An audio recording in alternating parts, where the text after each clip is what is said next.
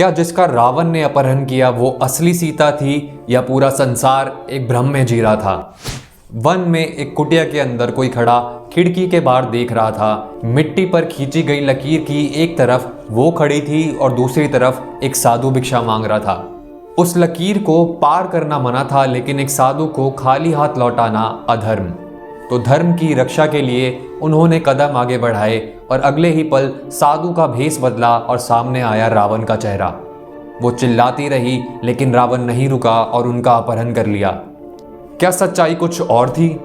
जिसे रावण ले गया वो असली सीता नहीं थी। असली सीता अग्नि के अंदर छिप चुकी थी।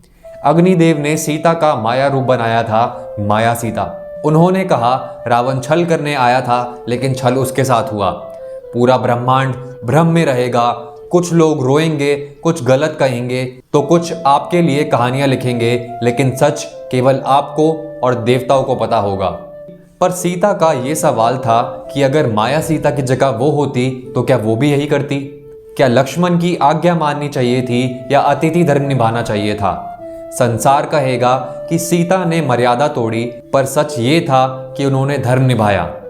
फिर अग्नि बताते हैं कि युग बदलते हैं, लेकिन घटनाएं दोहराई जाती हैं। जैसे संज्ञा ने अपनी छाया बनाई और अपने पति सूर्य से दूर हुई, वैसे ही सीता को राम से दूर होना पड़ा। असली सीता अग्नि में छिपी रही और माया सीता लंका में रावण के पास रही। युद्ध हुआ, राम ने रावण और कुंभकर्ण को हराया। जय और विजय का दूसरा जन्म पृथ्वी पर समाप्त हुआ। अग्नि ने बताया कि सीता को अग्नि परीक्षा देनी होगी, पर सीता के लिए यह बहुत बड़ा अपमान था। फिर अग्निदेव ने इस परीक्षा का लक्ष्य बताया कि इसके दौरान सीता और माया सीता अपनी अपनी जगह वापस आएंगे। और वही हुआ। अग्नि परीक्षा हुई। राम को विश्वास था, पर दुनिया को प्रमाण चाहिए था। ये बहुत बड़ा अपमान था, पर अग्निदेव ने कहा इससे भी बड़ा अपमान होगा।